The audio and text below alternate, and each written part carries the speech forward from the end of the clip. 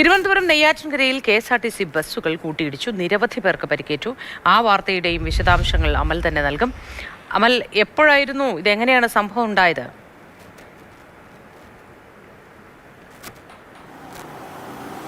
മോദി തിരുവനന്തപുരത്ത് നിന്ന് നാഗർകോവിലേക്ക് പോവുകയായിരുന്ന ഫാസ്റ്റ് പാസഞ്ചറും നെയ്യാറ്റിൻകരയിൽ നിന്ന് വരികയായിരുന്ന ഫാസ്റ്റ് പാസഞ്ചറും തമ്മിലാണ് കൂട്ടിയിടിച്ചത്. നിരവധി ആളുകൾക്ക് പരിക്കേറ്റിട്ടുണ്ട്.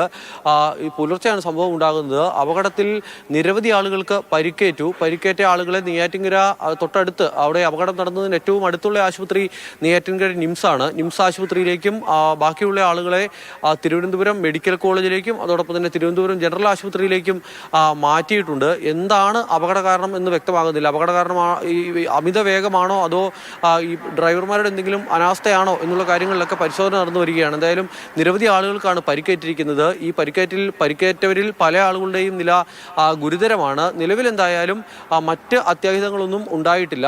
ഈ പറയുന്ന പരിക്കുകളുമായി എല്ലാവരും ചികിത്സയിൽ കഴിയുകയാണ്.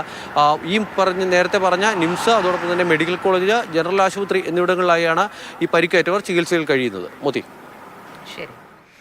വിശദാംശങ്ങൾ നൽകിയത് അമലാണ്. കെ.എസ്.ആർ.ടി.സി ബസ്സുകളാണ് കൂട്ടിയിടിച്ചത്. ഇതിൽ നിരവധി പേർക്ക് പരിക്കേറ്റിട്ടുണ്ട്.